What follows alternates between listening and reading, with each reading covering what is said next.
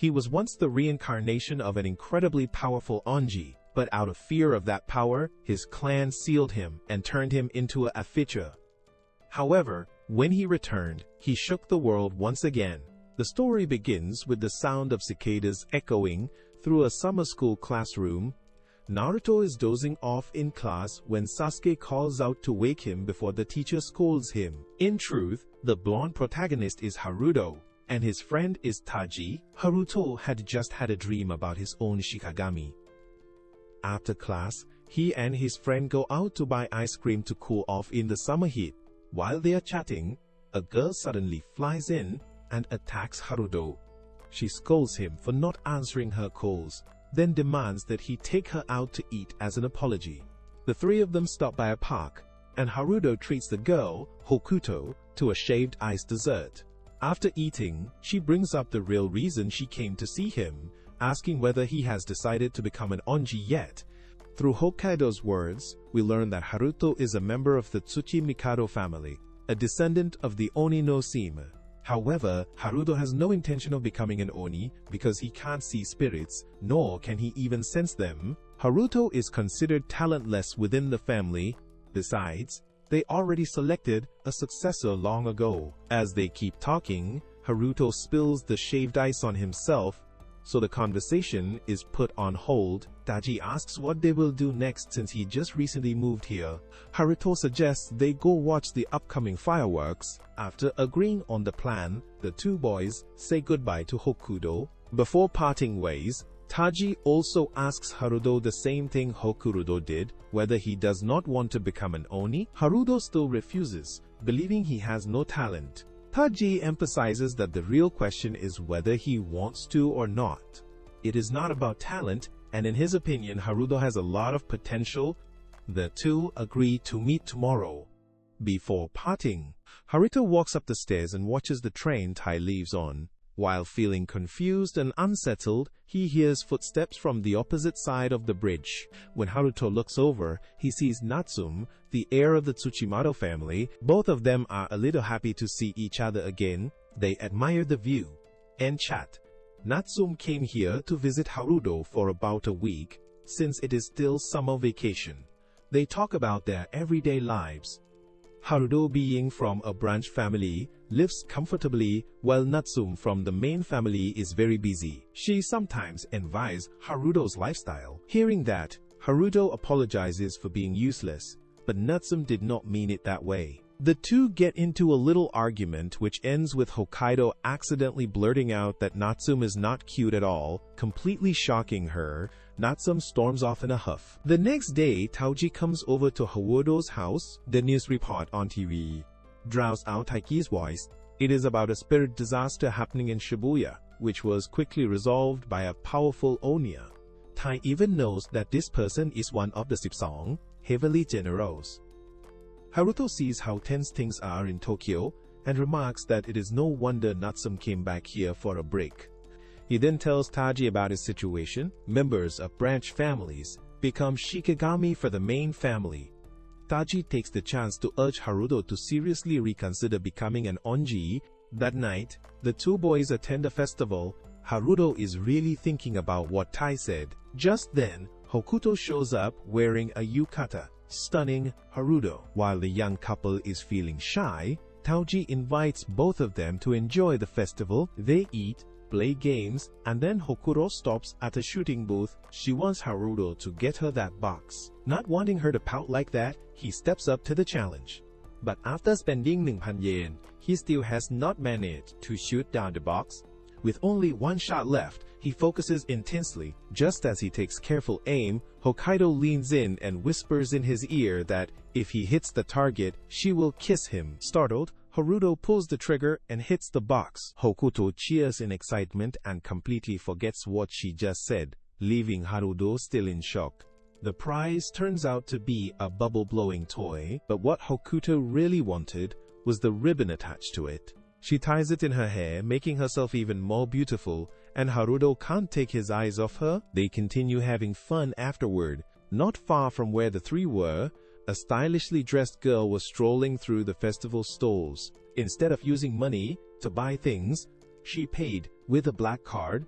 Meanwhile, Haruto's group climbed up to the shrine on the hill. There, Hokyuto wrote her wish that Haruto would become an Mei. Seeing that, he became upset. Everyone kept trying to decide his life for him. All he wanted was to live peacefully in the countryside and have fun with her and Taoji.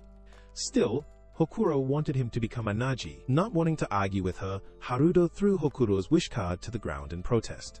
Tai, somewhat impressed by Haruto managing to hurt 2 girls in just 2 days, sighed and asked if he needed to punch Haruto to make him go and apologize to Hokurudo.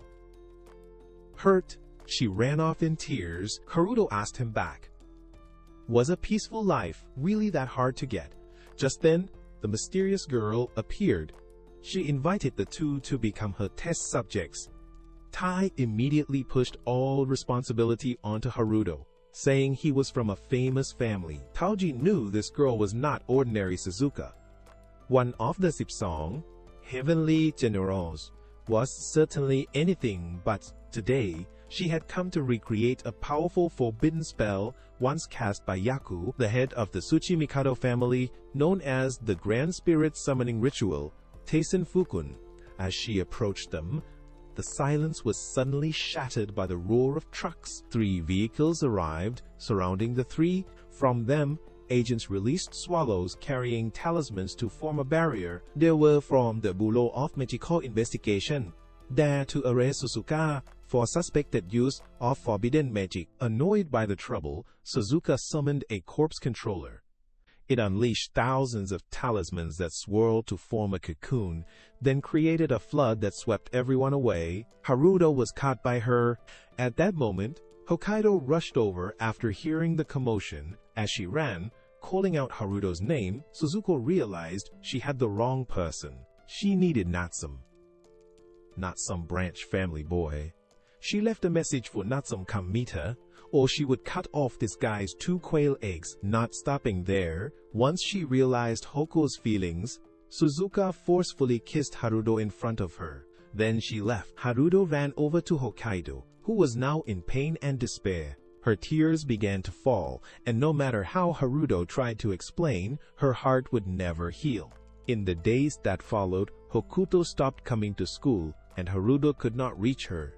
Meanwhile, he had sent word to Natsum. At the same time, Taoji brought up the ritual Suzuka mentioned. Taunen Fukun, the Grand Spirit Summoning, a technique of terrifying power. Many on Miya believed Yaku tried to use it to resurrect himself. From that, Taoji guessed Suzuko wanted to use the ritual to bring someone back from the dead, and if that person was Yaku, the world would be thrown into chaos again. She might be trying to use the Sach Makado Air Natsum. Haruto checked it. Just then, the phone rang home. It was Natsum. The 2 met at a cafe on a rainy day. After a brief exchange, Natsum revealed why she came. The altar used for the Taen Fukun ritual was located here on the mountain behind the main family estate, a place called Miyama. Suzuko would have to perform the ritual there. Natsum had come to protect the altar. Haruto sighed after hearing this and told his younger cousin to return to Tokyo. He would protect the altar in her place. He said that since this was the responsibility of the Tsucha Mikado family, then he was part of it too. If Suzuka was after Natsum, it would be better for her to return to Tokyo, where others could protect her. Hearing this eased her worries a little. Things were beginning to look better, until Haruto let slip that Suzuka had kissed him by force, which made Natsum furious. Haruto tried to explain and save the situation, but suddenly a sharp pain struck his stomach. From his mouth came a talisman-formed wasp. It flew straight toward Natsum and stung her, draining her spiritual energy. Once it was done, it flew off. Haruto quickly rushed Natsum back to the main house. According to her, Suzuka would come there to perform the ritual. Natsum needed to get there quickly to use the tools that could restore her spiritual power. On the taxi, Taoji called to inform Haruto that the police were in an uproar, and many vehicles from the Bureau of Magical Investigation were arriving. They were preparing to capture Suzuka. Haruto reported his side of the situation to Taoji, but suddenly a series of water pillars appeared, spinning the taxi around and forcing it to stop. Knowing Suzuka was nearby, he ordered the driver to continue taking Natsum back to the main house while he would handle her. Following the traces of the battle, Haruto saw agents from the bureau surrounding Suzuka. She was at a disadvantage, trying to protect the wasp while fighting at the same time. Refusing to give up, she summoned a corpse controller, hiding inside a car. It was bigger than the others. Just one strike from it could destroy everything. It spun silk and trapped the Onji, draining all their spiritual power. Afterward, Suzuka hugged the wasp and said something about reviving her brother. A phone suddenly rang, revealing Haruto's hiding spot. It was Hoko calling, but he ignored the call to confront Suzuka. He demanded to know why she was harming so many people just to resurrect one Theory.tt. Suzuka felt no guilt. She believed it was right. She began telling her story. Their parents never treated the siblings as human. Both were taken for experiments and subjected to numerous forbidden spells. Those same people caused her brother's death. She believed she could bring him back using Natsum's spiritual energy and a fair price. Haruto objected, saying her brother probably did not want this. That price was her own life. He sacrificed himself for her to live a better life. And now she was doing this. He was sure her brother would not approve. Haruto urged her to think again. As doubt started to form in her heart, one of the bureau's agents tried to apprehend her again. Furious, she commanded the corpse controller to attack. Haruto rushed in to protect the man, but it was Hokkaido who took the hit. She had come when Haruto ignored her call. Hoko shoved the creature away, and in her final moments she confessed her feelings for him, then vanished into a talisman. She had been a Shikigami all along. Haruto was devastated by the loss of his friend. Suzuka mocked him and warned that if they met again she would kill him. Then she left, leaving behind a pitiful wreck, drowning in despair. Who ran with all his strength to the main house. As he ran, he remembered his memories with Hoko. Upon arrival, he begged Natsum to turn him into her Shikigami. Because he had run from responsibility, he had lost what truly mattered. He did not want to run anymore. He needed power to protect everyone. Responding to his plea, Natsum cut her lip with a knife, then used her tongue to draw a star over his eye, the binding ritual. Haruto had now become her personal Shikigami. At last, he saw something he had never known before. With no time to waste, the two rushed to the altar, where Suzuka was now about to complete the final step of the ritual. Sensing their presence, she commanded the spider-type corpse controller to weave a barrier around them, making it impossible to break in. Natsum tried to reason with her. The living interfering with death was impossible, but Suzuka refused to listen. The creature attacked. Haruto quickly told Natsum to guide the horse to follow him. Then he used his sword to cut off one of its legs. Meanwhile, Suzuka summoned more corpse controllers to buy time. As the two fought them off, Suzuka began the ritual. The sound of drums roared across the mountain. Distracted by the altar, Haruto was knocked off the horse by a corpse controller. In that dire moment, Natsum summoned Hokkaido to save him. It was a dragon-type Shikigami that protected members of the Tsuchi Makato family. After grabbing Haruto and returning him to Natsum, it ignored her commands and charged at the corpse controller. The two beasts clashed repeatedly. After retrieving Haruto, Natsum used her blood to unseal his sword and transformed it into a divine slaying blade. They pressed on. Natsum dropped Haruto from the horse to fight the spider. He and the divine blade paralyzed the creature. To be sure, he climbed its body and located its core. From above, Natsum destroyed it with a shot from her bow. With that done, Haruto and Natsum got back on the horse and raced to the altar, but the spider was still functional and it furiously charged at them. Luckily, Hokkaido arrived to take care of the spider, giving Natsum the chance to ride full speed on horseback.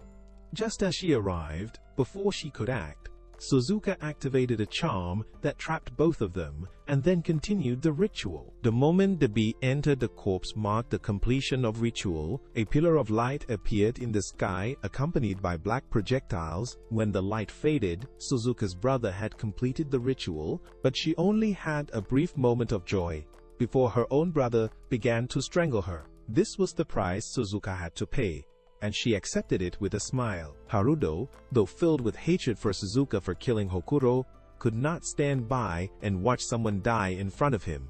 He struggled to break free and used his ears to pull off the charms, freeing Nitsum, who then removed the remaining charms from Haruto. Without delay, Haruto rushed in to attack Suzuka's brother. Through his onyoji eyes, he saw that Suzuka's brother was being controlled by some kind of string. Haruto tried to cut it, but he could not touch it. In desperation, he threw the box on his back at it, hoping his ancestors would lend their strength. An explosion followed. In his daze, Haruto saw Yaku speaking with a Shikigami that vowed to serve him for life. But before he could hear more, Natsum woke him up. She had used the spell to push all the souls back. Sometime later, everything was over. Only Suzuka remained, crying beside her brother's corpse. Seeing her in pain, Haruto no longer wanted revenge. However, the pain of losing Hoko still lingered. Natsum examined Hoko's charm and said that she was still alive. Hokurudo was a type of interactive Shikigami, meaning she had a controller and was nearby. Hearing this, Haruto felt more relieved than ever and hoped to meet her again one day.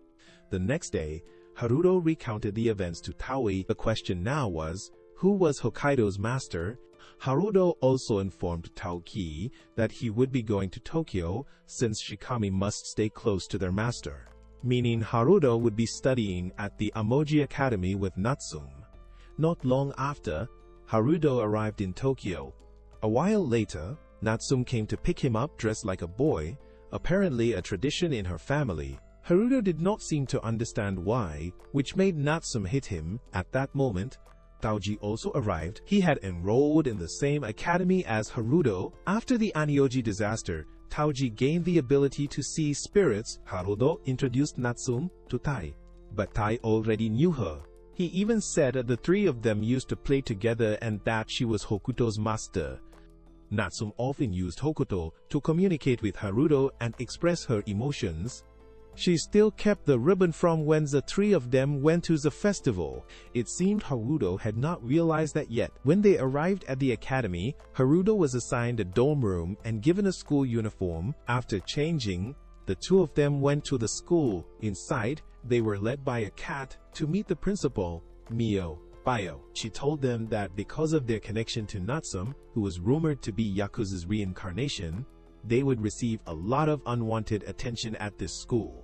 Yaku was originally just an ordinary onyoji with both good and bad sides. After failing in the Taonen Fukun ritual, a spirit disaster occurred, bringing shame to the Tsuchimikado family. Even so, there were still followers who revered him and tried to get close to Natsum. Due to the rumor, their conversation was interrupted by a limping man who entered the room. The principal ended the meeting and introduced him as Jin, their homeroom teacher. They were then taken to class and introduced in front of everyone. Immediately, Haruto faced his first challenge. A girl stood up and objected to Haruto joining the class, accusing him of using the Tsuchimikado family's name to sneak in through the back door. Natsum stood up and refuted all the accusations, saying that after the spirit disaster, the Tsuchimikado family's reputation had already hit rock bottom, and they had no power to influence anything. The two got into a heated argument. The teacher, rather than stopping it, found it amusing. In the end, Haruto remained in the class. Natsum could only talk to both of them at once, before having to leave for special training to find out what was going on in the class. Taoji dragged Haruto to question a quiet classmate. That classmate was Tenma. According to him, the girl from earlier that morning was Kyoko, the granddaughter of the principal and the head of the Kirashi family. The Kirashi and Tsuchimikado families used to compete with each other, but Kirashi had taken the lead after the disaster, so Kyoko and Natsum clashing in class was not anything unusual. Additionally, Tenma said that Natsum usually spoke very little in class, so her standing up and rebutting like that had surprised everyone. That afternoon, Natsum was also surprised by Haruto's terrible academic skills. When she saw that he had scored 0 in every subject, she decided to help him catch up with all the basics. At that moment, the teacher came again to summon her for training. Natsum wrote a list for Haruto to study in the library. He kept studying until nightfall, then dragged himself back to the dormitory to rest. It was only then that he remembered his father had sent a Shikagami from the countryside. After taking a quick look, he accidentally summoned a girl. She introduced herself as Kan, a Shikagami who would protect him. She was very shy when introducing herself. Haruto curiously asked what power she had. She could turn invisible, shoot fire, and perform assassinations, all of which greatly excited Haruto. He praised Kan, which made her embarrassed. Then, Haruto asked if he could touch her tail out of curiosity. She blushed because they were very sensitive, but still allowed him to touch them. Haruto was thrilled, as they felt just like the dog he had back home. Still curious, he asked how the tail worked. Suddenly mixed with embarrassment, Kan used all her strength to take off her pants to show him the tail. Right at that moment, Natsum arrived to tutor Haruto. Seeing this scene, Haruto could not talk his way out of it and ended up getting attacked by Natsum. The next day, Haruto was so exhausted he could not focus. Teacher Jin reminded him, and Kyoko spoke up, asking the teacher to continue the lesson because she did not want to be held back by the incompetent. However, the teacher did not like that. He said the ones who get left behind are a harsh reality, but he did not believe that was right. Haruto apologized for not being able to concentrate and promised he would catch up with everyone if someone could support him. He said he was not here to play around, but to become an onyoji. Kyoko harshly criticized this, but Han immediately appeared and pointed a sword at her, warning her not to insult Haruto. Kyoko did not back down and summoned her to Shikagami. Just as a battle was about to break out, Teacher Jin interrupted and proposed they have a proper duel. Knowing he could not win with only Kan, Haruto asked the teacher for a favor before the battle started. After that, Haruto also suited up for combat with Kan.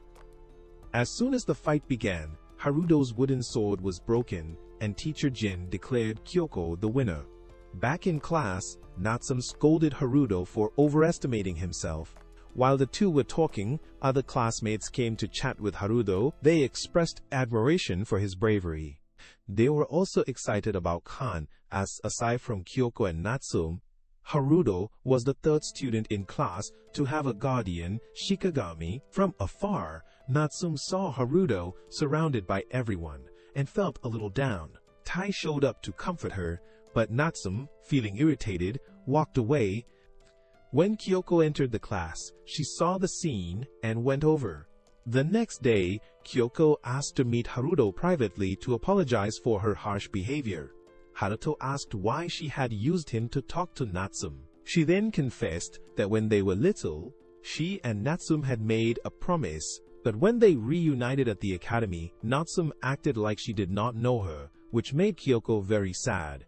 She then asked about Haruto's relationship with Natsum, saying she would heard from Taoji that Haruto had become Natsum's Shikagami through a physical relationship. Haruto quickly denied it and said they just did it the normal way. Besides, their relationship was that of master and servant. Haruto just wanted to share part of the burden of the family with Natsum. Resolving her doubts made Kyoko feel relieved. She stood a little close to him, which Natsum saw as she arrived. Without letting Haruto explain, she accused him of not focusing on training and instead trying to flatter others. She said he should not rely on others, but should rise by his own strength. There was a sense of pent-up frustration in her voice that made her burst into tears. Haruto stepped down to comfort Natsum. Suddenly, the wall beside them cracked open, and Natsum pushed Haruto out before being taken away by a black mist. Taoji and Tenma arrived after hearing the noise. Tenma recognized the mastermind as a follower of Yaku. As the principal had mentioned before, Yakuzu's followers had been trying to get close to Natsume, which was why she had been interrogated by the Bureau of Magic Investigation. Haruto realized she had hidden this fact by lying that she was undergoing special training.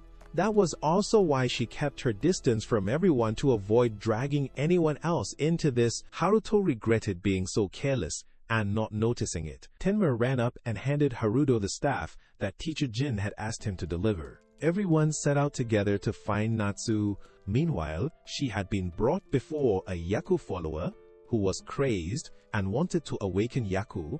Just then, Haruto's group arrived. The fanatics summoned a one-armed demon, one of Yaku's two guardians, and it immediately charged to attack them. Jin's staff was still able to block its attack. They split up to attack, but lacking battle experience, they were quickly overwhelmed. The fanatic then forced Natsume to admit that she was Yaku reincarnated, promising to spare Haruto's group if she did. Refusing, Haruto spoke up and said she did not have to carry everything alone. She could rely on him and the others. They would help her. Regaining her resolve, Natsume rejected the fanatic, which drove him mad, and he ordered the demon to attack the group. Kyoko summoned a Shikigami to slash its leg and slow it down. Khan distracted it, while Tenma used electricity to attack. When it lowered itself, Haruto struck its mask, causing the demon to lose control.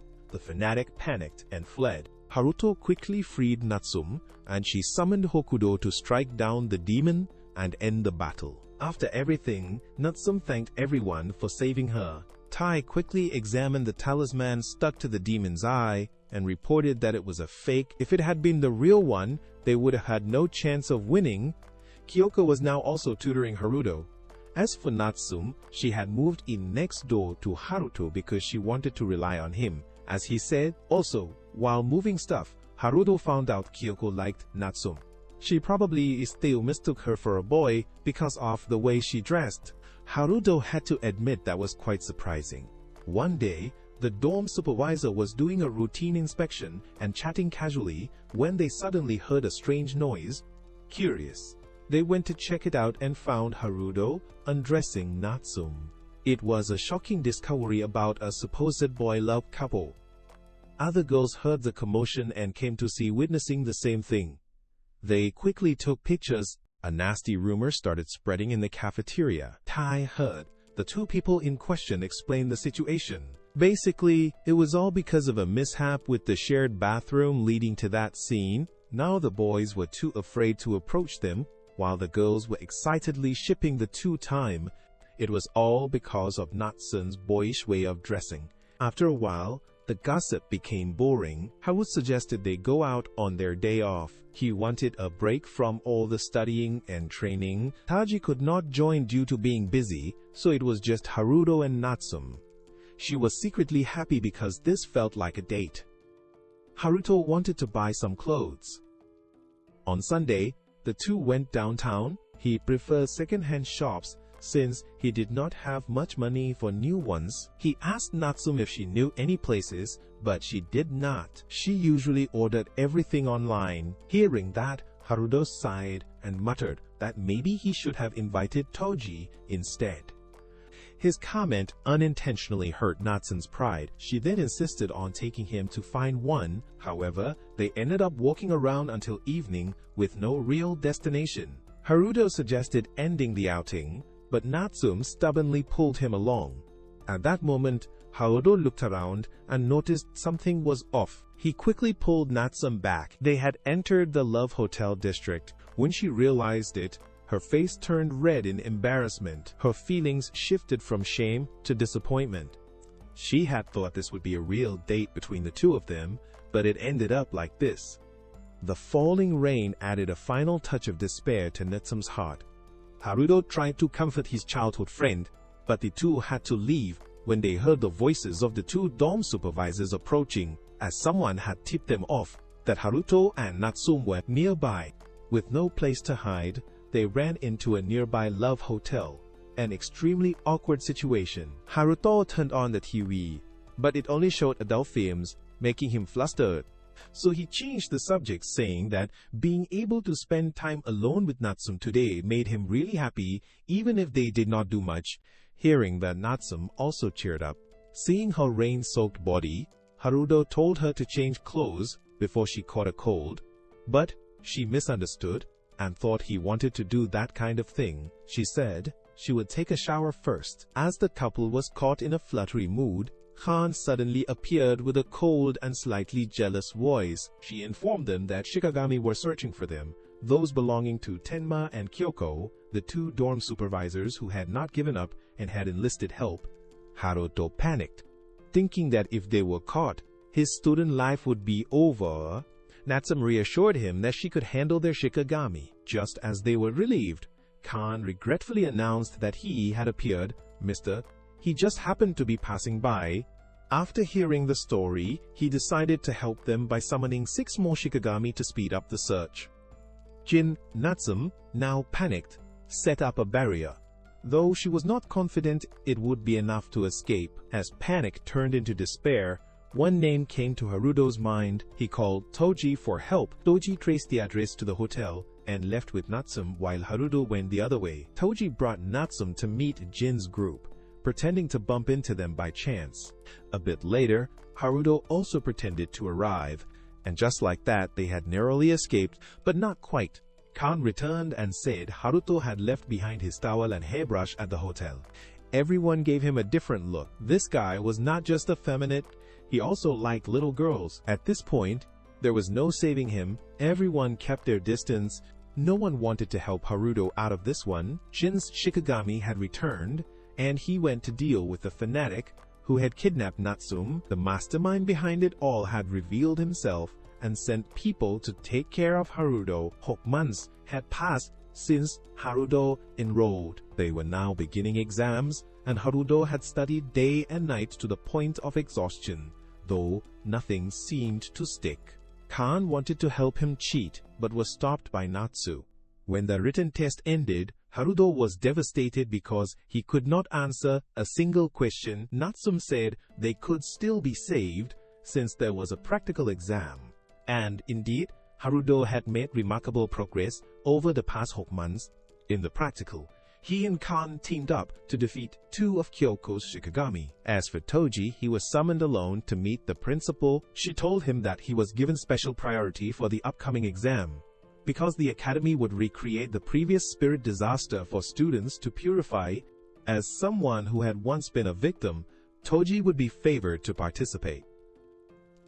Meanwhile, the mysterious old man named Dean was also preparing people for the upcoming exam. Elsewhere, Mr. Jin met with Chief Amami, who introduced him to a man named Harata, his successor, in investigating the spirit disaster.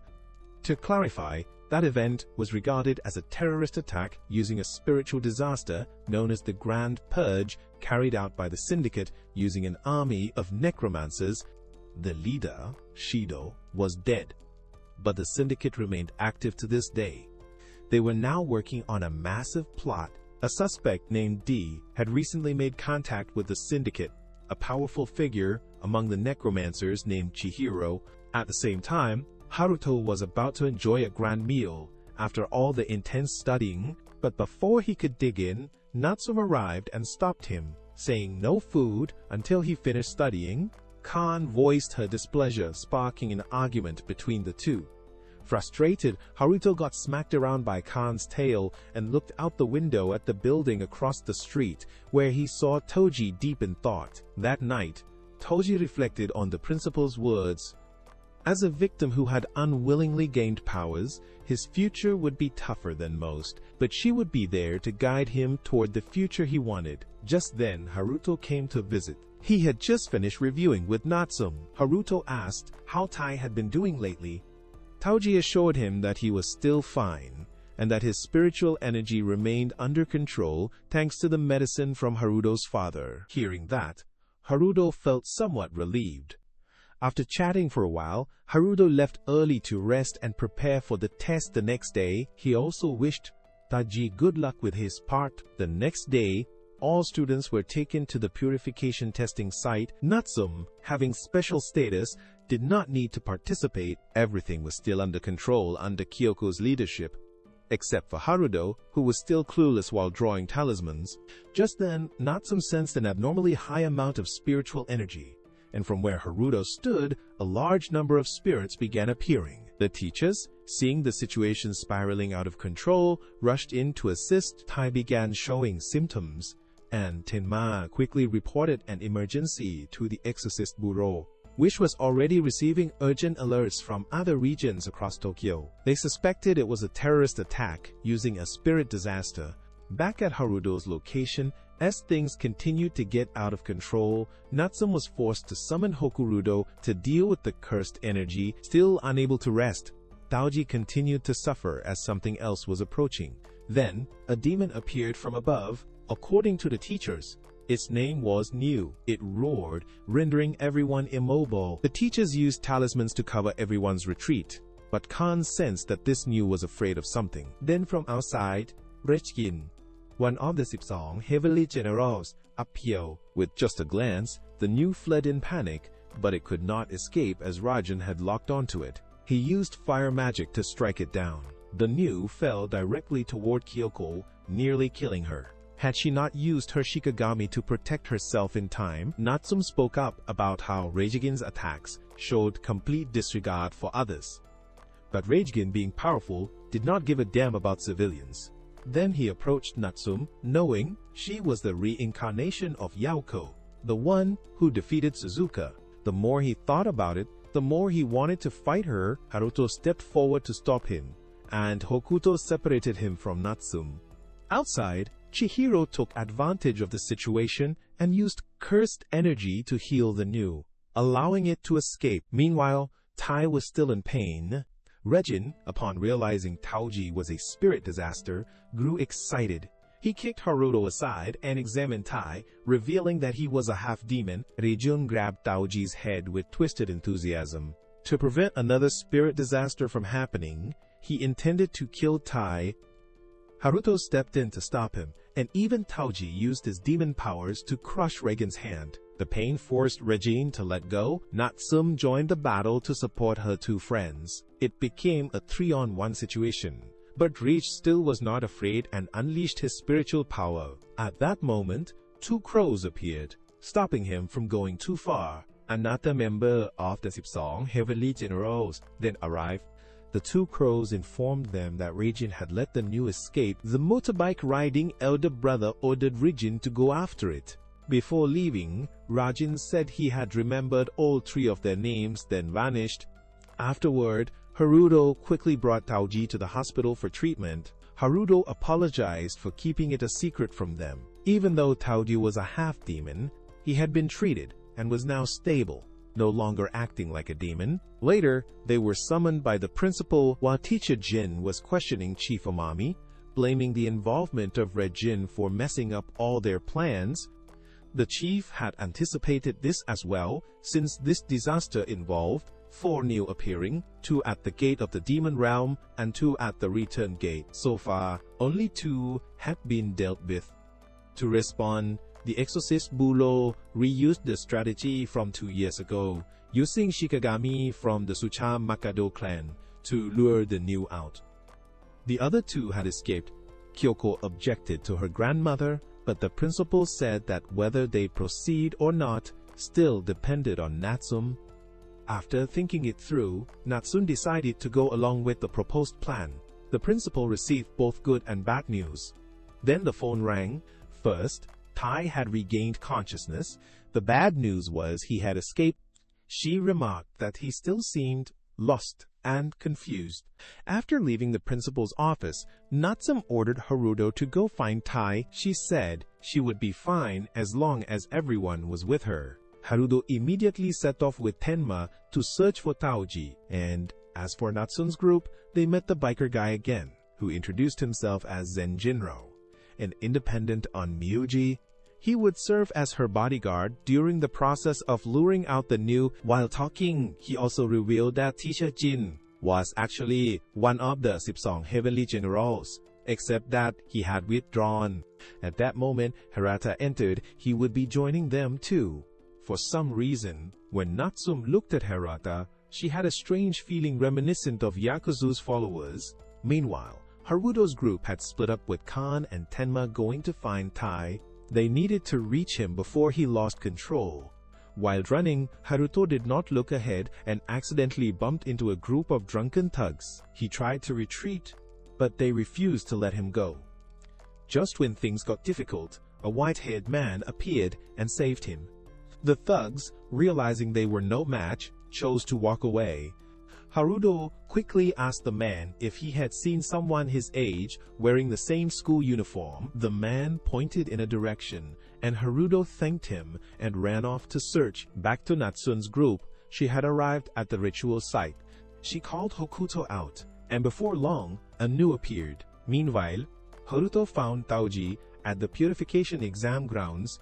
A glance was enough for Haruto to tell that his friend was partially possessed. Haruto tried bringing him back by recalling their past, slowly trying to reach him, but Tai rejected it. He said this was the fastest way to eliminate a disaster like himself. Then he began transforming into a new. The two friends engaged in a fierce battle, Haruto fighting while trying to stir up their shared memories. In the end, Taoji still could not bring himself to attack Haruto. He kept taking blows while listening to Haruto's emotional words. Gradually, Taji returned to human form. Haruto knocked him unconscious and contacted Natsum to report her side was stable for the moment, having sealed one new inside a barrier. But just then, the second new appeared. Natsum had Hokuto lure it into the prepared barrier, but Chiro intervened, summoning a large amount of Ian energy around the first new, evolving it into a higher level new. Things started spiraling out of control. When the second new escaped, Zenjinro jumped on his bike to chase after it. Natsun joined him since he needed her Hokuto to track it. The two sped off and soon spotted the new. Zenjinro summoned his Shikigami, a flock of crows, to attack and lure it to an open area for battle. However, the new was not easily tricked and fled. Natsum had Hoko pursue it. Meanwhile, Haruto was also sprinting in search of Natsum. Taoji woke up in the infirmary and was greeted by the principal, who informed him that she had released the seal placed on him. Now he could control the demon inside. Haruto's father insisted that only when his son used it effectively would he accept it. However, his private doctor arise. As for Kyoko-sai, 3 of the 12 heavily generals were trying to suppress the first new. Hokuto was still toying with the second. Natsum and Haruto regrouped, but just as they saw each other, Chihiro appeared and interrupted.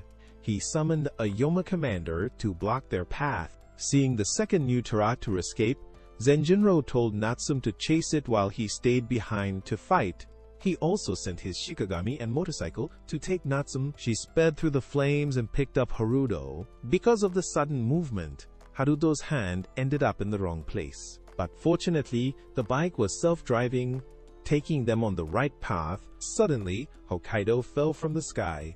Haruto quickly climbed on, and with Han, they continued the chase. At the academy, Taoji borrowed the Tsuchi Mikado family's horse to go assist Haro. Before he left, Tenma brought teacher Jin's staff. Unlike others, Tenma still considered Taoji a friend, no matter what he was. Taking the staff, Tai dashed off.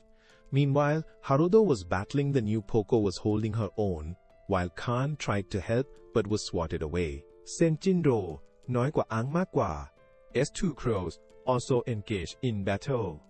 Khan rushed back in, only to get sent flying again. Just as Haruto worried for her, the new Kappa attacked, but Khan returned in time to take the hit. However, she was close to her limit in that moment of danger.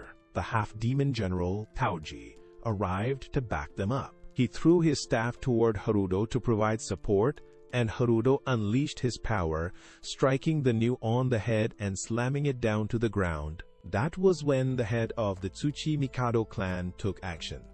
Matsum chanted a Heil spell, creating a black hole that dragged the new into it, successfully purifying it.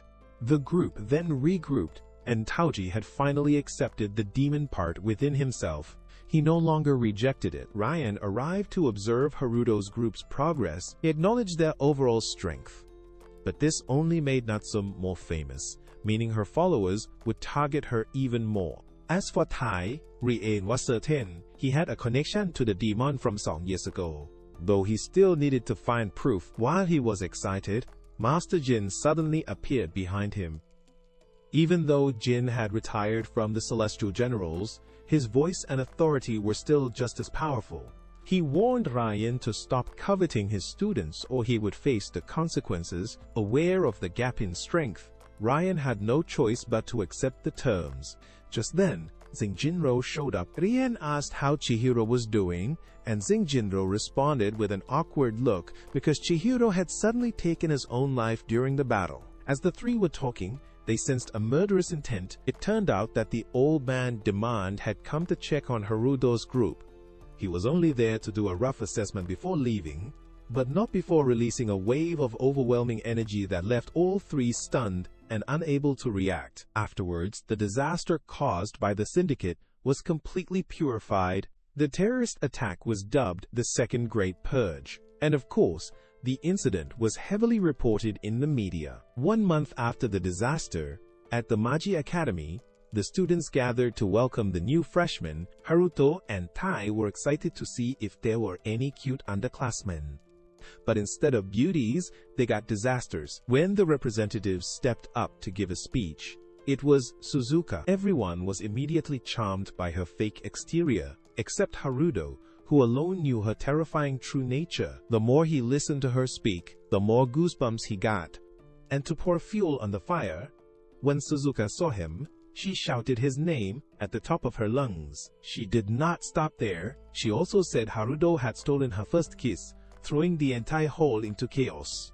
Unsurprisingly, Haruto became the target of the whole school since Suzuko was regarded as an idol. No one believed his explanations. Khan tried to defend him, but got brainwashed by Kyoko into understanding what a kiss truly meant. Tai made things worse by making up a story that Haruto and Suzuka had a steamy night together.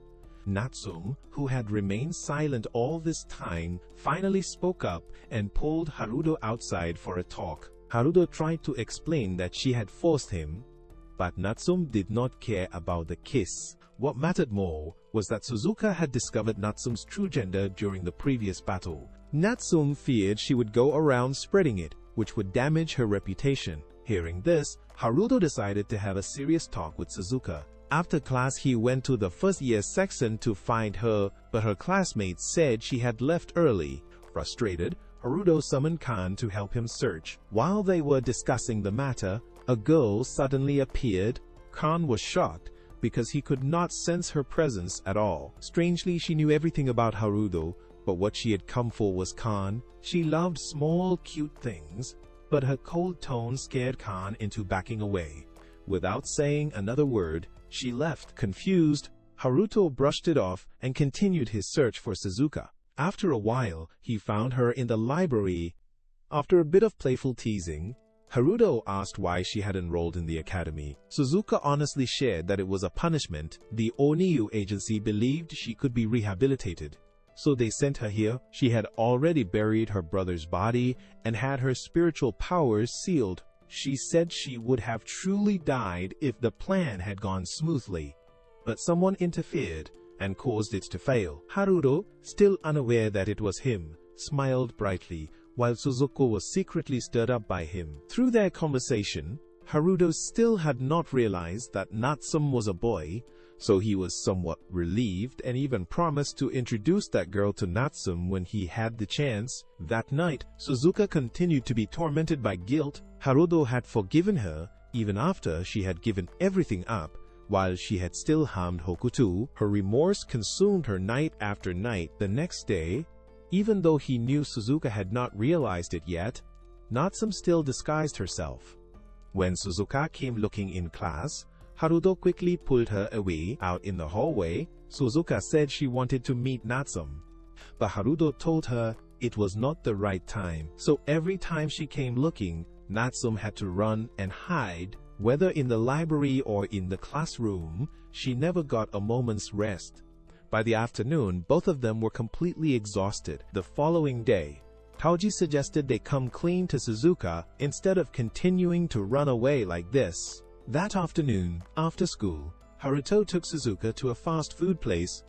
He began by asking her how she felt about her time at the Sate Academy. He already knew she did not talk to anyone there besides him. She said she had to maintain her image as a celestial general. Haruto did not want her to live like that. After all, she no longer had any burdens about her brother. Why not take this chance to start over? But she said she still could not let go because she regretted killing Hoko. Realizing the source of her anxiety all this time, Haruto reassured her that Hokuto was still fine. It is just that she had not met the current owner of that Shikigami yet. Besides, her death was caused by his own weakness, so he did not blame anyone. Suzuka burst into tears, as if finally releasing everything. Then, she confidently declared to Haruto that she would create a new self. As she was speaking, she noticed someone spying on them. She used her spiritual power to pull them out, and it was Natsumo. It only took a few seconds for Suzuka to realize she was the nun from that time. As if discovering a huge secret, Suzuka now had a new game to enjoy. Taking advantage of it, she began tormenting Natsume, doing everything she could to tire her out. Unable to let this go on, Haruto tried to talk to Suzuka, but since he was in the weaker position, all he could do was sit and listen. Then came the days where they were ordered around like servants. Neither Haruto nor Natsume could escape it. They barely made it to Sunday alive. The blank stares and exhausted moods were clear on Haruto's face. Not giving them any time to rest, Suzuka appeared again, demanding both of them take her to their rooms. First was Haruto's room. Taoji showed up because he heard the noise. Upon entering, Suzuka began criticizing Haruto's room as plain and old-fashioned, with nothing special. She pointed out the tiger statue and tiger print jacket, saying it looked like something a childish brat would own. Bored, Suzuka decided to move on to Natsume's room. Naturally, this could not be allowed. Natsume tried to run but was quickly caught by Suzuka. After binding Natsume with Alfuda, the three curious people stepped into her room. It was, of course, under high-level security, but that meant nothing to Suzuka. She easily used her skills as an onyoji to unlock it. Inside, all three were surprised because it looked far too normal compared to Natsume's extreme reaction. Still suspicious, Suzuka suggested they search the place. Her attention was drawn to the wardrobe, which had an even higher level security spell than the entrance. Excited, Suzuka began unlocking it. Seeing how far things were going, Haruto and Taji left. Outside, Natsume was desperately crawling in to stop them. Haruto summoned Kan to free her. As soon as the bindings were cut, Natsume grabbed Kan and threw her straight at Suzuka, causing the room to explode. Not stopping there, Natsume summoned Hokkaido to chase everyone out. The next morning when Haruto woke up, he saw Han lying next to him. The alarm woke her up too. Just as he was wondering why she was there, Kan realized she had lost her ability to turn invisible. On the way to school, Haruto told the group everything. Taoki guessed that she had lost the ability when Natsume threw her at Suzuka. Haruto planned to ask Jin for help, but both Suzuka and Natsume brushed off their responsibility and left.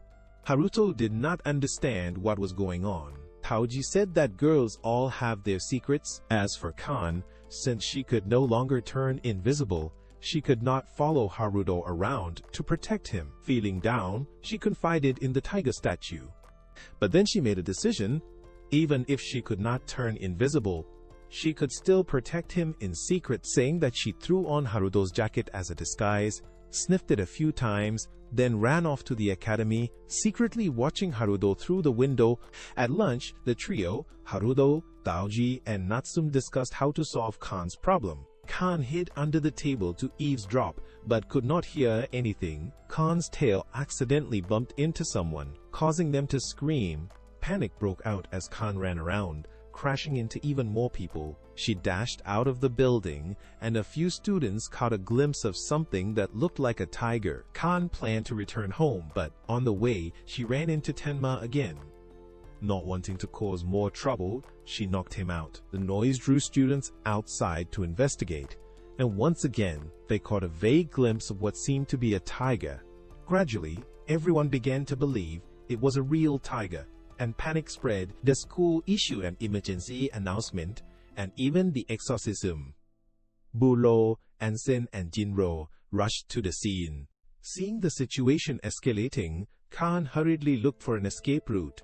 As soon as Tenma regained consciousness, he was knocked out again. When a teacher found him, he assumed the boy had been attacked by the tiger. Principal called in teacher Jin.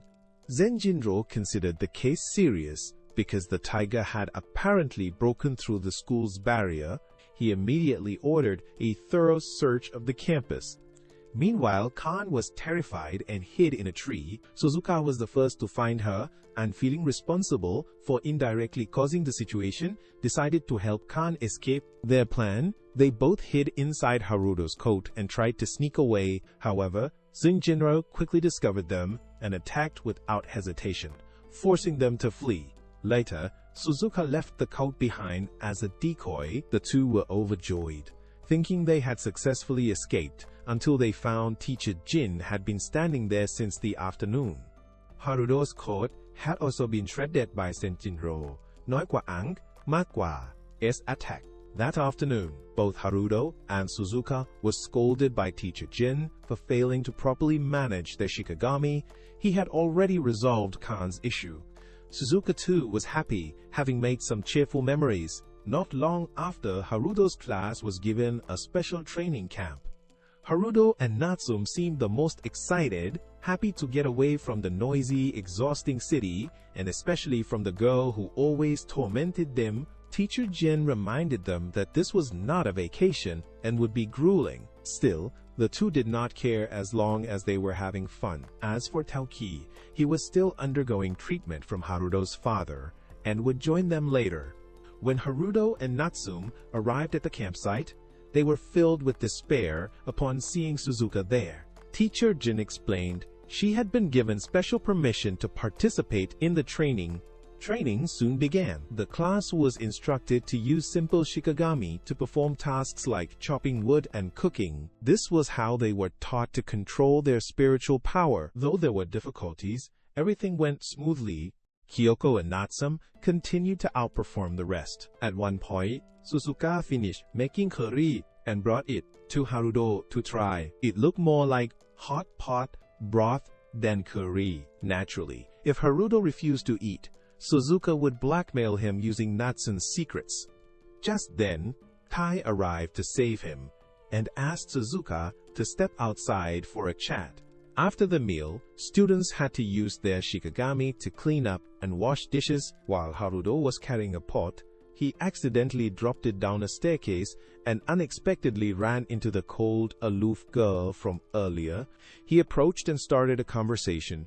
Upon learning he was a shikigami, the girl pretended not to know him and tried to leave, but Haruto took Khan out to entice her to stay, letting her touch Khan's tail. In return, she let Haruto ask any question. He wanted to know how to control a shikigami from a great distance. She replied that only a genius could do such a thing. Meanwhile, Taoki had shown Suzuka his demon form, a yakai summoned 2 years ago by the leader of the terrorist group Syndicate Shido, who happened to be Suzuka's father. Taoji was not there to curse her father. He wanted to borrow her strength. Since Natsum was being targeted by Yaku's followers, he needed to protect her and everyone else. Afterwards, Suzuka shared with Haruto's group what teacher Harata had once told them about the syndicate. There were rumors of spies within the Onmu agency, and that demand was somehow connected to the organization. Natsum asked if she really was Yaku reincarnated. Suzuka was not sure, but believed it could be true.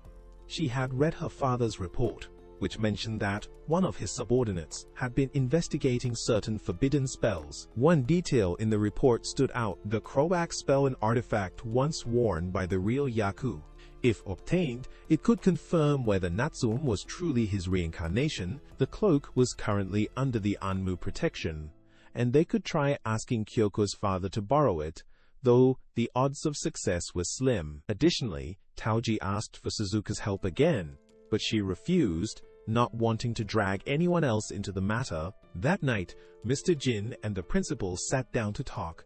Of course, they had already overheard Harudo's group's entire plan. Mr. Jin still would not intervene early.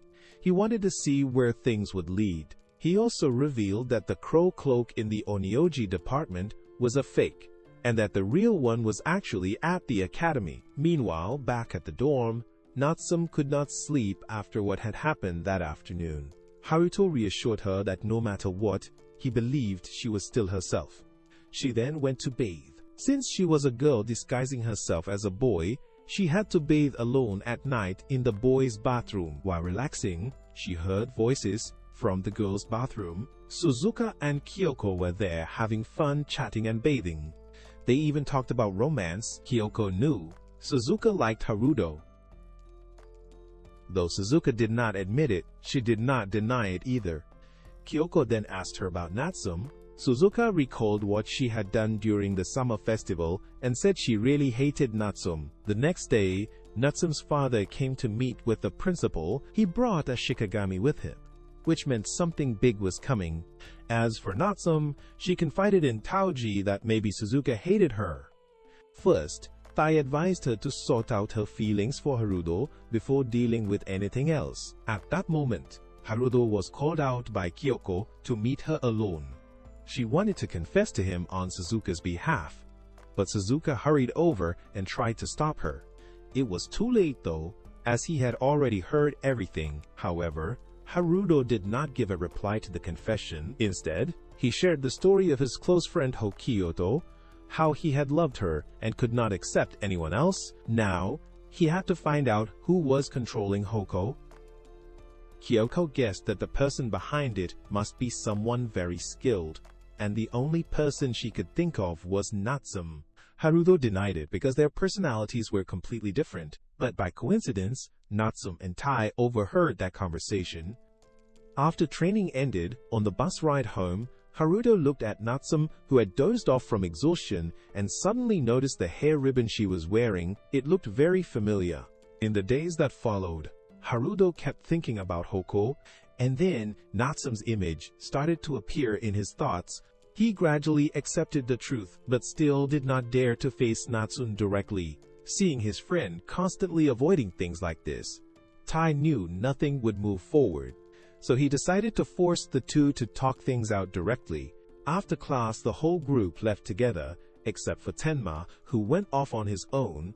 As an heir to a family line, he had a lot to worry about, and what concerned him now was whether he was capable enough to take over the family's corporation, a company developing artificial shikigami to support on Myoji. While deep in thought, he found Hirata standing in front of his house. When he asked, Hirata said he was there on behalf of the criminal investigation. Below to question Tenma's matter and the prototype shikigami she was developing. Tenma said she could be met at her company. Hearing that, Hirata asked to take his leave first. Before he left, he placed a talisman on Tenma. Meanwhile, at the Onyoji Bureau, the man sent an owl directly in front of Zenjiro, announcing that he would steal the crow cloak tomorrow. Immediately, a meeting was convened. Amami, Yuio, Moshi, Zenjiro, Bond, and Reggie, 6 of the 12 heavenly generals, were present. They began planning to strengthen defenses and capture demand at all costs. The minister would have the final say. After the meeting, Zenjiro sought out I.O. and told him that they should focus on reinforcing security at the school instead. Because the cloak there was fake, the real one was at the academy. I.O. replied that Zenjiro should just worry about his own part, and that the minister probably knew more than they did. He was certain there was already a plan for the possibility that the man would attack the academy instead of the bureau. After the meeting, Amami also informed the principal of the situation, warning her to be cautious because their command might try to seize the cloak. She then called Mr. Jin. Meanwhile, the protagonist was still lost in memories of the days with Hoko. From the happy moments to when they hurt each other, the more he thought about it, the hotter Haruto's heart burned, knowing Hokuro was Natsume. She too was having similar thoughts about him. Both of them decided that they would explain everything to each other the next day. And so the next day came. Tai left early to give them space. As they walked together, Haruto was the first to speak, asking how she was doing, but the awkwardness and embarrassment between them made the situation tense. Just when he finally mustered the courage to ask if Natsume was Hoko, the white-haired girl appeared. It was only now that she introduced herself as Suzu, the third-year senior of both of them. With the appearance of the petite upperclassman, neither of them could say a word. In the classroom, they discovered that Mr. Jin had left, and other teachers were taking over his classes. During lunch, the group gathered again. Suzuka informed them that the practical teachers had left the academy due to an emergency. Then news broke out. The Amoji Bureau was being attacked by a massive number of necromancers. When the man's vehicle appeared, Haruto's body reacted violently. The old man arrived at the academy and met with the principal. After a brief and unproductive conversation, he struck first, summoning a swarm of dark projectiles to attack. Meanwhile, the necromancers attacked from outside. The principal released 2 stone lion statues to block the path. The situation at the academy was now on high alert. Haruto told Khan to retrieve his staff. The school began evacuating students to the arena. However, Haruto's group had already caught Demon's attention. Though the barrier was protecting them well, the man had already accounted for this. He activated a charm that Hirata had previously placed on Tenma, destroying the barrier from the inside.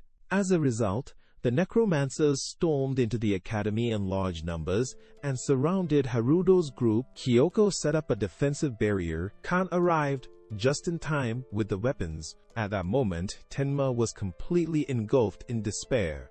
Not only had he failed to help his friends, but now he had even put the school in danger. However, no one blamed him. He had done well in his support role, and no one criticized him. Encouraged by everyone's words, Tenma gradually regained his will. From afar, the principal called for the group to move to the rooftop. She would wait there. With this information, Tao Daoi entered his demon form to clear the path. As they ran into the hallway, they encountered another group blocking the way. Haruto handled the front, Kyoko covered the rear, and finally, Suzuki used her spell to blow them all away. As they continued running upward, they met the principal's cat, which opened a secret passage leading straight to the rooftop. The necromancers appeared again, forcing Natsume to summon Hokkaido to clear them out. The group made it to the top and met the principal. There they unexpectedly found a Fukan altar. Once everyone was inside, the principal set up a protective barrier. Just as she finished, the man arrived. The barrier seemed solid, but with just a light touch, he shattered it. Natsume commanded Hokkaido to attack, but Damon's necromancers restrained the dragon. Natsume tried to recall Hokkaido, but could not. He had seized all of its spiritual energy. Damon then thought of making Hokuto his pet, but at that moment, it was the rematch between the two. Jin stepped in to stop him. In their first fight, Mr. Jin had lost a leg, but this time he would not run like before. He unleashed the necromancers to attack. The man was excited for battle. Mr. Jin used advanced spells to repel them. In the smoke and confusion, he flew over to Suzuka and released her seal. Now she had enough spiritual power to create a barrier to protect everyone. Then Mr. Jin returned to the battle. This time, he struck first with a blade, followed by a series of water-based attacks, transforming water into wood, and finally, fire. But the man easily dodged them all. He summoned water to extinguish Mr. Jin's fire, and knocked him away. But that was what Mr. Jin intended. When he got close to Hokkaido, he shattered the ground around them and freed it, allowing Natsume to recall the dragon. Being deceived twice enraged the man. Not giving him the chance to cast the next spell, Mr. Jin used the Hayaki Yajo technique to trap him and began attacking step by step. Although caught off guard, the man still laughed with delight. Then, countered with a fire attack, Mr. Jin used all his strength to block it, resulting in a massive spiritual explosion. When the smoke cleared, Mr. Jin's hair had turned completely white. The man, however, turned out not to be human.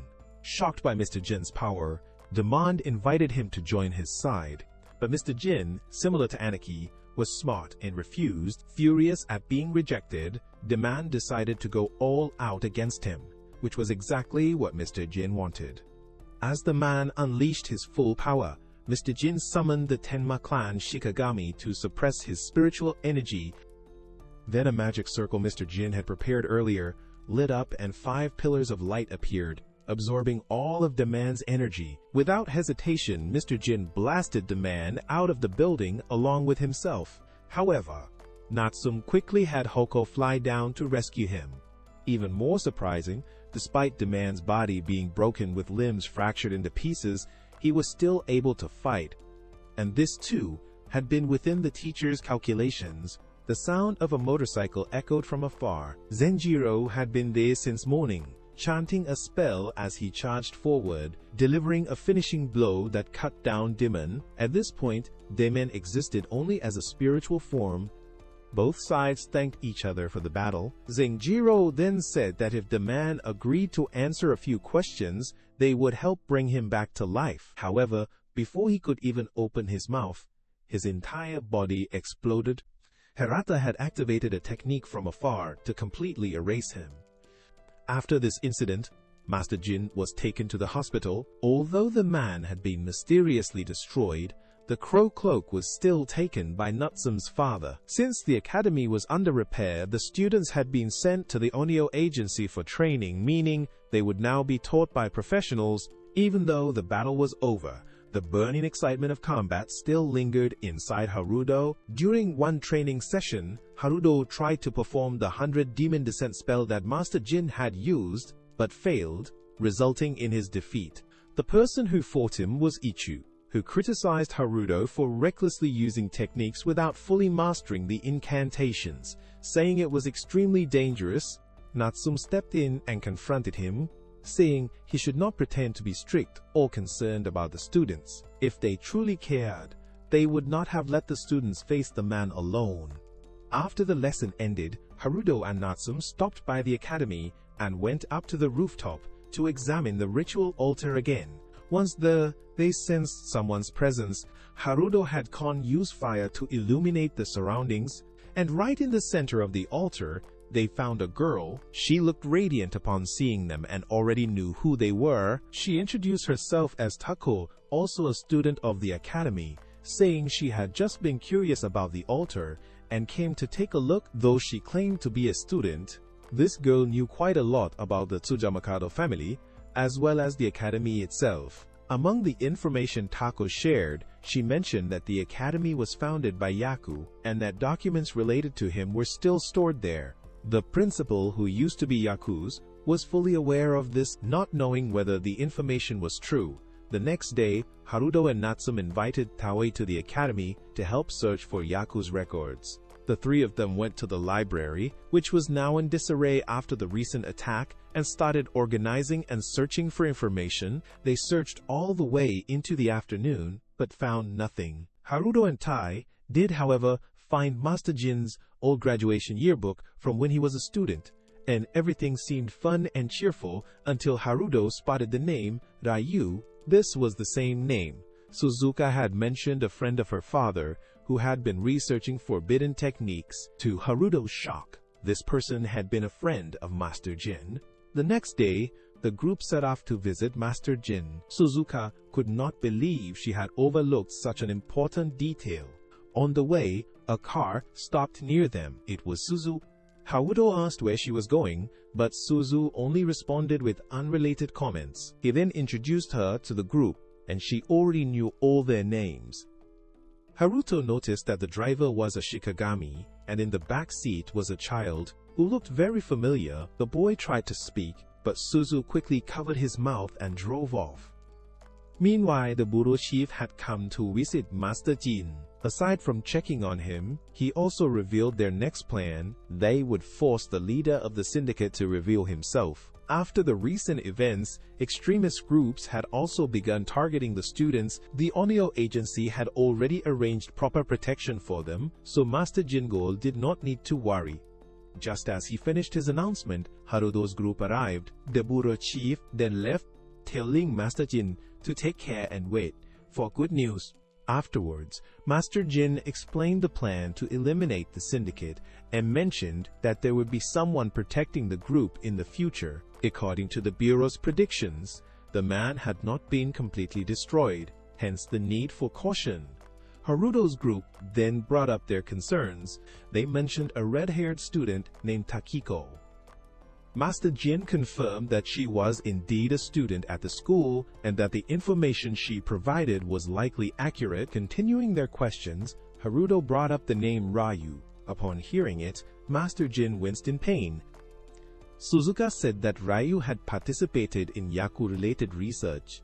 Master Jin added that Ryu had indeed been his classmate, but it seemed they had misunderstood something. That person's real name is Suzu, an extremely dangerous and difficult individual. The teacher advised them to be cautious. Hearing that name made Haruto think of that third-year upperclassman, but nothing was certain yet. The next day, the one assigned to protect the group appeared. It happened to be Ri. The Amami investigation bureau had begun taking action, apprehending spies who had infiltrated their ranks. The chief ordered them to pay special attention to capturing this Maki individual. Back with Haruto's group, Ryuji left behind his familiar shaver to watch over them. According to Kyoko, that thing had been banned by the Onyo bureau. Yet, Ryuji still dared to use it. Haruto did not know why, but when he looked into its eyes, he felt startled. Later, while going to the restroom, he coincidentally ran into Ria again. Ria stopped him to talk and asked about the incident with Old Man Demand. He wanted to know if the man was truly dead. Haruto was not sure, but he did not think someone like that would die so easily. Ria pondered that if Dam was still alive, they would suffer a major loss. He then asked Haruto how he felt witnessing that battle. The two of them ended up discussing the battle for a long time, with Ryuji answering all the questions Haruto raised. In the end, Ryuji advised Haruto to become an Onyo teacher rather than an ordinary Onyoji. If Haruto chose to become someone who only follows orders, then Ryuji would not show him any mercy. After saying that, Ryuji walked away. Meanwhile, the investigation bureau was still working to suppress the followers of Yaku. Maki delivered a fiery speech to rouse his believers into risking their lives in resistance. However, the disparity in power was too great, and the followers were driven back and subdued. Maki ordered the release of flares to create smoke, but the followers were still captured or eliminated. Facing a desperate situation, Maki intended to summon a demon to unleash a spirit disaster as a means of escape. However, before he could do anything, he was assassinated by Hirata, who then took the talisman prepared to trigger the disaster. Hirata reported to his informant that all the spies had been completely eliminated. Chief Amiami then arrived at his location. The chief had long suspected him of being a spy. Although he regretted having to deal with someone as hard-working as Hirata, he said he could not forgive anyone who had stained their hands with innocent blood. Just by speaking in a stern tone, he made Hirata freeze in place. Hirata tried to use a talisman spell, but it dissolved before it could reach Amami. The chief began to approach him. Cornered, Hirata had no choice but to play his trump card. He summoned two dead familiars known as Morning Guardians.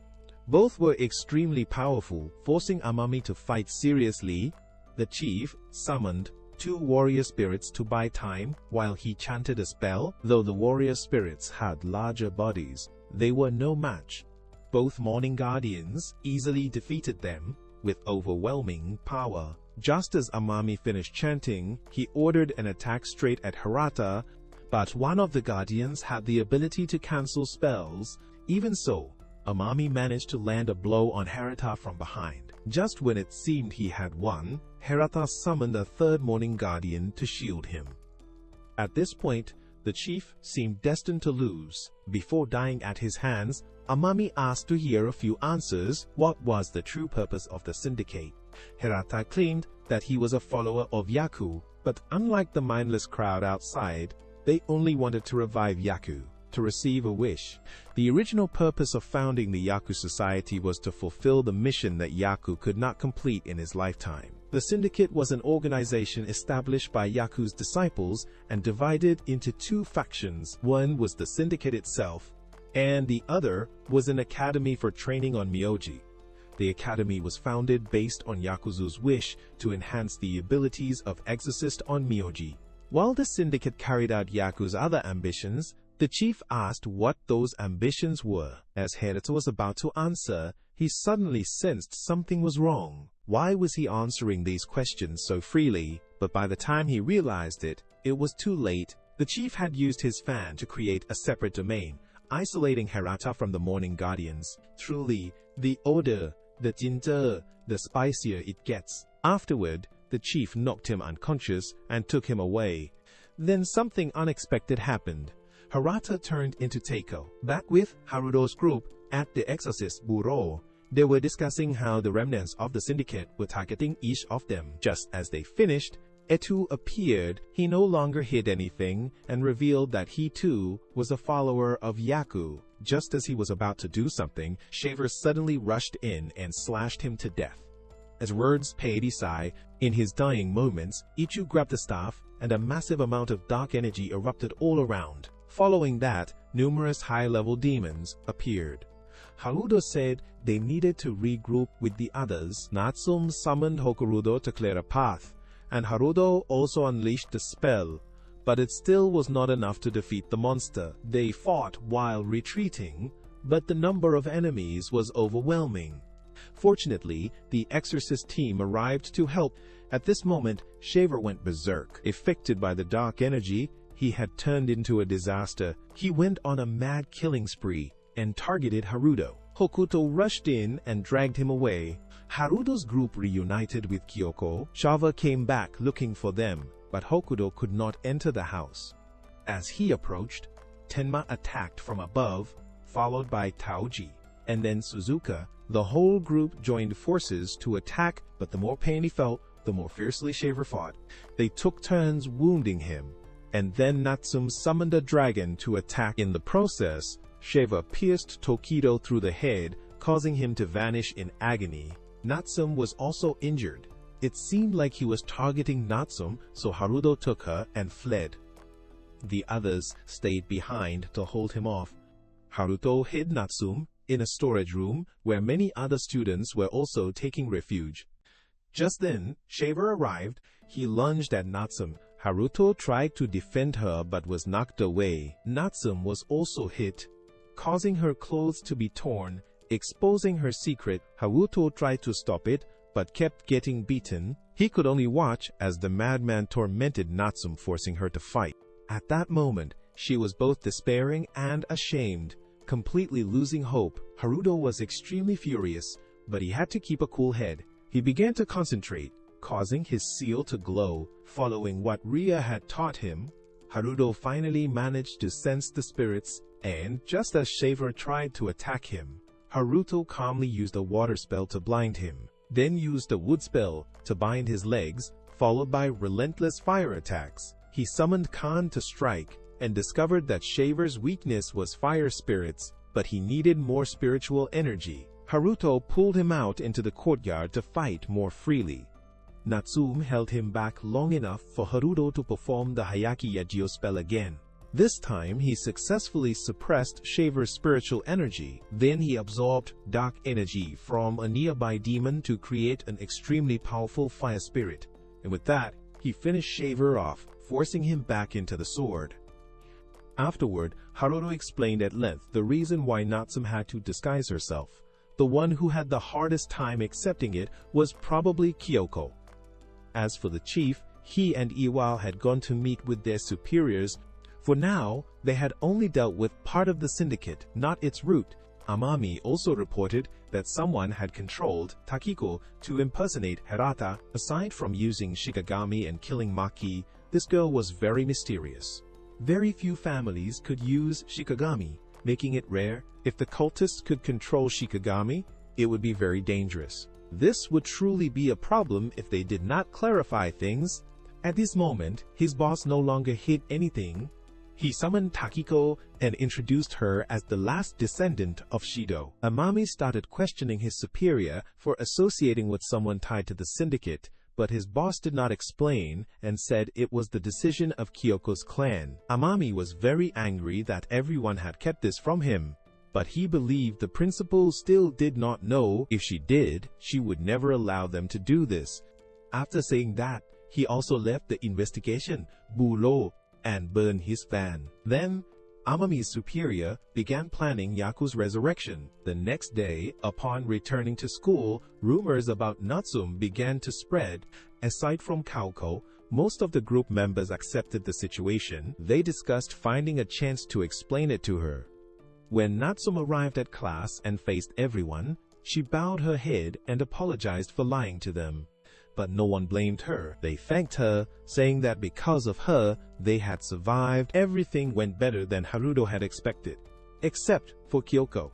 After class ended, Haruto went to talk to her.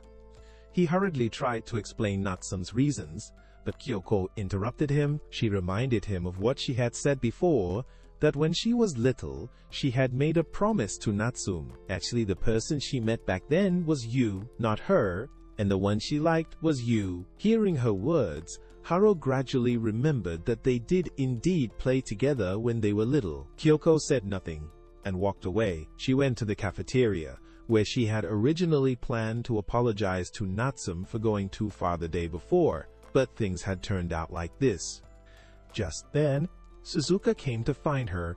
The girl consoled Kyoko's troubled heart, saying that things did not need to escalate this far, and advised her that if she was still feeling unsettled, she should just speak up to them. Conveniently, there would be a fireworks festival tomorrow, so Kyoko could use that to resolve everything. Kyoko happily hugged Suzuka in thanks. As for Haruto, that night he was deeply troubled, having once again forgotten the promise he made when he was a child. The next morning, he received a message from his father saying he was safe. Still confused, Haruto went outside to the cafeteria, where he heard the news that his family's mansion had been set on fire. 6 hours before the fire, Aiwa had come, representing the Onioji Bureau, to arrest Natsume's father, the current head of the Tsucha Mikado family, and demanded that he hand over the box containing the crow cloak. Naturally, he refused. When they tried to use force, Haruto's father and mother stood in their way. When words failed, violence prevailed. After learning that Chief Amami had gone missing, Master Jin also began preparing for discharge. While he was getting ready, the man appeared once again, now reincarnated as a child. The man came back because he had not answered any of Jin's questions the last time. After thinking for a moment, Yin asked first whether the explosion that killed the man was caused by the syndicate. Then he asked who was behind them, and the man revealed that the one behind them was Thinness, connected to the Amoji Bureau. The man confirmed it. Thirdly, Jin asked why the man needed the crow cloak. The man answered that it was because his disciple needed its Suzu. With that, the man left, saying those questions were too trivial, so Jin could still claim the reward for defeating him another time. If needed, just reach out. Back to the fire incident. It was reported that all 3 members of the Tsuchimakado family had gone missing. As for Kyoko, just when she was about to go invite Haruto and Natsume, Tiko approached her. Tiko then asked Kyoko to take her to find Natsume. A while later, after meeting her, Kyoko had already left. Takiko explained she came to visit the school. Hearing that, the 3 of them showed her around. While they were having fun, Natsume was called away by a teacher. When Takiko curiously asked about it, Haruto told her about the fire, which even Takiko found surprising. When Natsume returned from the teacher's office, she said she still had not heard anything about her father's whereabouts. At that moment, no one knew where Takiko got her information, but she assured them that both families were safe. The fire was caused by the Onioji Bureau's belligerence. She apologized on their behalf and revealed that she too had ties to Yaku. She was a follower, but unlike the foolish ones out there, she only wanted to be friends with Haruto's group. As she got emotional, she wanted to have a match. Responding to this strange girl, Natsume agreed. When the match began, they first battled with elements, then moved on to bird fights. Since Hokkaido was still injured, she only used basic magic. Seeing that Natsume was not using Yakuzu's spells, Takiko grew disappointed and got serious. She began chanting a spell that did not affect Natsume, but made Haruto on the spectator stand writhe in agony. As if many hammers were pounding on his head. Just when Tiko was about to complete the spell, Master Jin appeared, suppressed Haruto, and temporarily stopped the match. He invited her and her Shikigami to return since the academy tour had ended, but if they insisted on fighting, he would not hesitate. Takiko chose to apologize and withdrew. Turning to Haruto, Jin asked when this condition started. Haruto replied that it was since Jin's battle. Jin asked about the talisman on his eye and learned it was from Natsume so he could see spirits. After checking, Jin found nothing wrong, but the condition was very unusual. He asked Suzuka to examine him further. Looking around, Jin noticed someone was missing. Toji said that Kyoko and Haruto had a falling out after learning the truth about Natsume. They then explained everything to Jin. Not knowing how to advise on such matters, he simply said she should be more honest with her feelings, and if she felt guilty, then go apologize to Kyoko. Taking his advice, she immediately ran off to find her. When they met, Natsume bowed her head and apologized for having kept things from her friend. She revealed all the feelings bottled up inside about the burden of her family and how Haruto was her only friend, so she had developed a habit of isolating herself without realizing she had unintentionally hurt Kyoko. Kyoko also opened up about her own feelings, how back then she thought Natsume was the one she liked, and how Natsume, constantly avoiding her, had deeply hurt her. After the two girls had said everything they had been hiding, they made up with each other. On Jin-sensei's side, he learned some details about Takiko from the principal. During wartime, Tsuchi Mikado was honored as the king of Unoji, and the Kurahashi and Sama clans were his vassals. After the war ended in defeat, the Sama clan vanished, and Takiko is the last remaining descendant. With the disappearance of Chief Amami and the burning of the Tsuchi Makato residence, it is not hard to suspect that the Minister Kyoko's father might be involved. Jin-sensei also mentioned that Natsume being a girl shocked the principal because the prophecy stated that Yakuzu's reincarnation would be a boy. Meanwhile, Haruto resolved everything with Kyoko with a slap from her.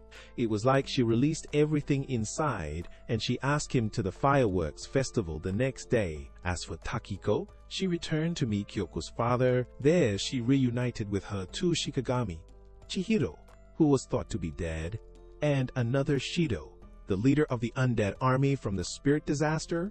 Shido had already obtained the raven cloak from Natsume's father. Takiko, still carefree, believed that once she made Natsume reincarnate into Yaku, they could become friends. She then called Kyokyo using Kyokei's father's phone, asking her to help arrange a meeting with Natsume. She used the excuse of making peace, but in reality, they planned to put the cloak on Natsume to reincarnate Yaku. Conveniently, they would be going to the festival together, so Kyoko invited Natsume along and accidentally revealed that Natsume was a girl. On the morning of the fireworks festival, Haruto and Natsume spent time together. They ate shaved ice at the park and talked about everyday things. So caught up in conversation, Haruto let the shaved ice drip onto his leg and ran to rinse it off at a nearby faucet. In that moment, the white-haired man appeared again. He told Natsume that the raven cloak had been stolen and that this was a life or death issue. If things got out of hand, she should seek out Suzu. She would help her. After saying that, he vanished. Meanwhile, Takiko confirmed with Kyoko's father that Natsume was indeed a girl. But according to the prophecy, Yakuzu's reincarnation was supposed to be male. Apparently, Natsume's father had foreseen this and hid the true reincarnation of Yaku, even willing to sacrifice his daughter to prevent Yaku's return. Enraged, Takiko decided she would reincarnate Yaku herself. She suspected Haruto was the real reincarnation because he was the only one who reacted to her spell back then. At the fireworks festival, Haruto's group was having fun. As night fell, they gathered to watch the fireworks. While enjoying the show, everyone suddenly pushed Haruto to go buy drinks, and Natsume offered to go with him. The group was clearly setting up a moment for the two of them. When they were alone, and just as Natsume was about to confess that she was Hoku, the one who had always been by his side, Takiko suddenly appeared. She then began the reincarnation ritual. Haruto started writhing in pain. Natsume tried to stop it, but was blocked by Chihiro. She called out Hoko to fight, but he was far too powerful. With just one slap, the dragon fainted. The others arrived to help, but the situation did not improve. Takiko then revealed Natsume's father's plan and exposed that Haruto was the true reincarnation of Yaku. She then used the raven cloak to complete the ritual. However, Taji's spiritual energy began to go berserk, and the cloak was not just any cloak. It was a Shikigami. Haruto merged with it and lost control. He shot up into the sky, flying wildly. Natsume quickly chased after him.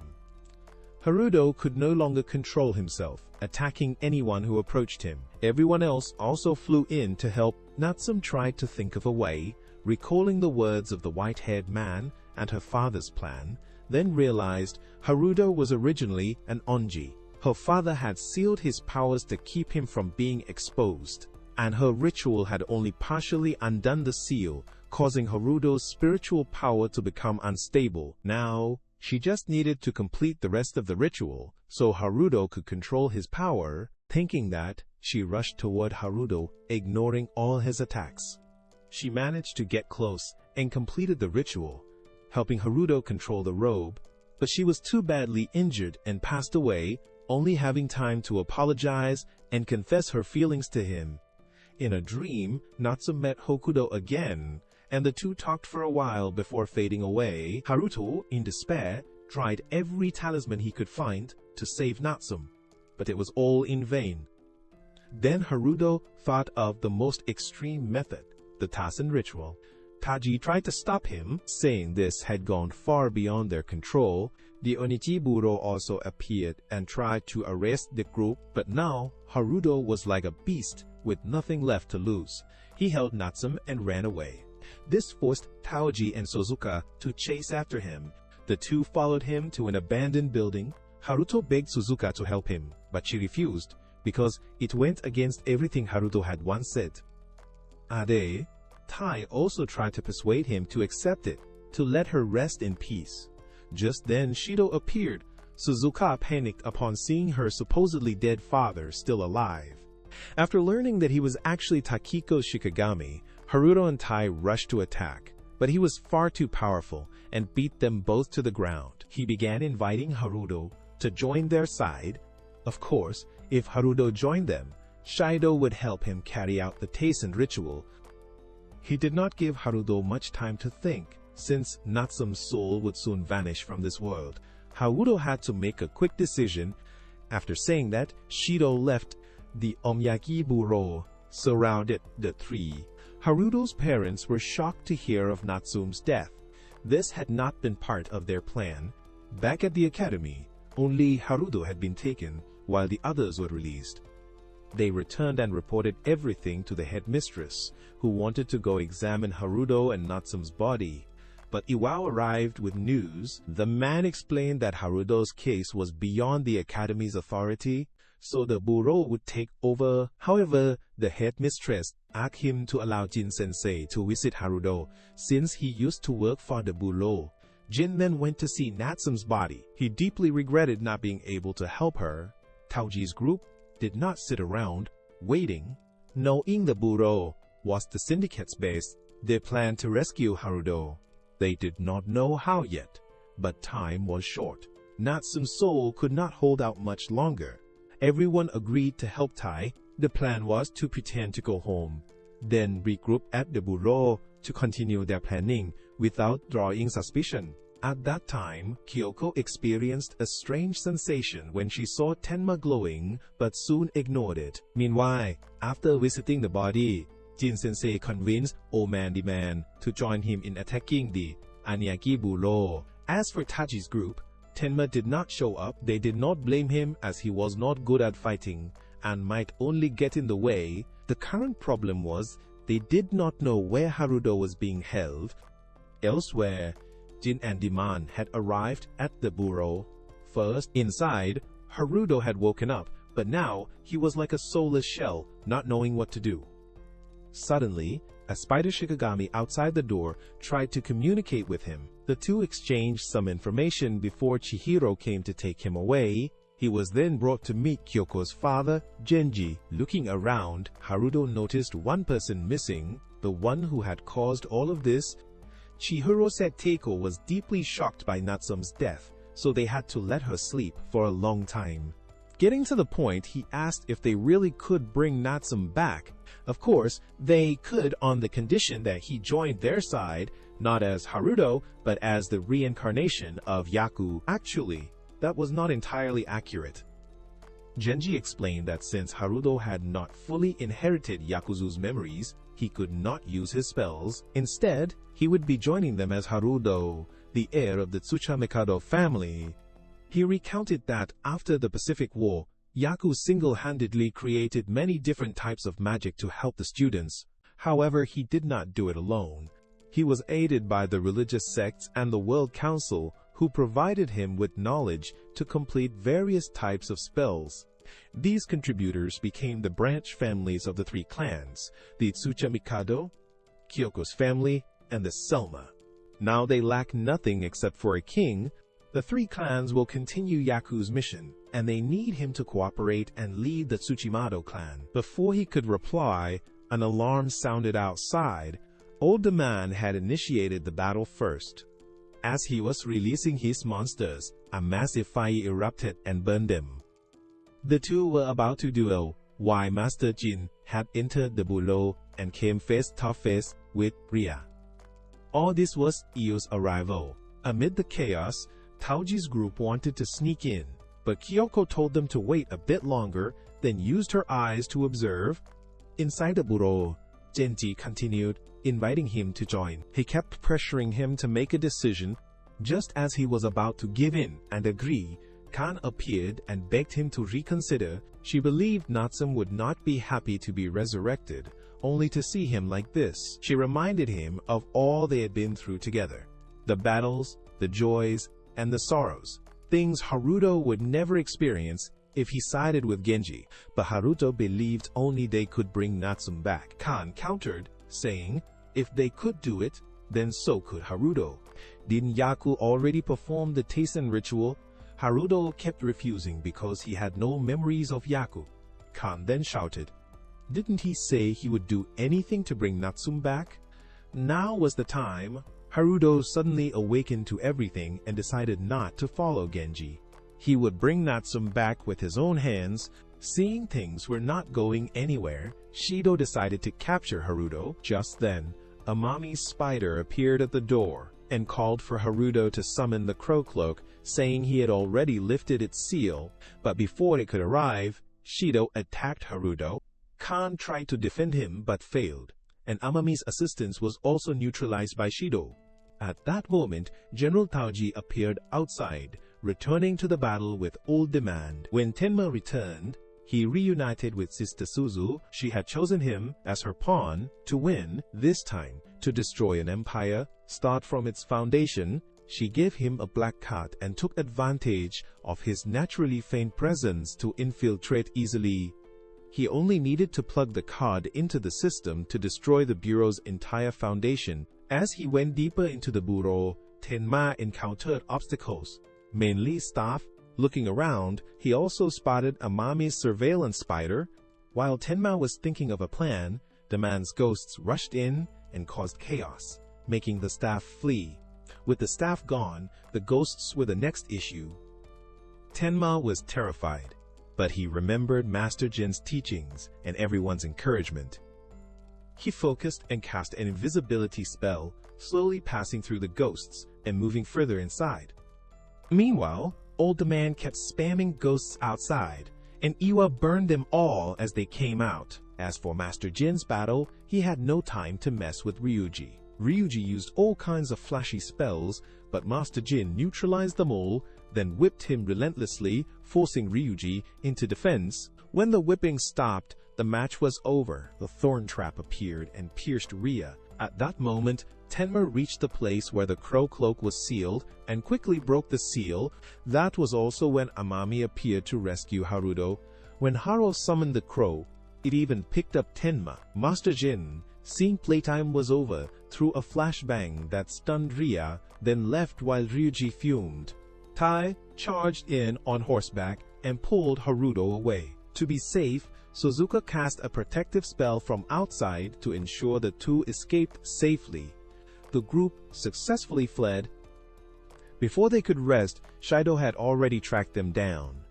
At that moment, the crow whack brought Tenma as well. Shido wanted to take him out first, but was suddenly temporarily blinded. That was thanks to Natsume's father supporting Haruto's group from afar, helping them escape. Shido reported back to Genji, who also informed them that Amami had successfully escaped from prison. The whole group was surprised by Tenma's sudden appearance. He did not dare take all the credit for himself, and said it was thanks to Suzu's support. After that, they discussed their next move. Haruto said he would personally resurrect Natsume and asked for everyone's help. And of course they all agreed, but then the one who opposed them appeared, Zinjiro. He would not allow Haruto to perform the forbidden technique, and Teacher Jin would surely agree with him. The Tussin ritual was like a poisonous blade. If it failed, not only Haruto, but also many innocent people would be affected.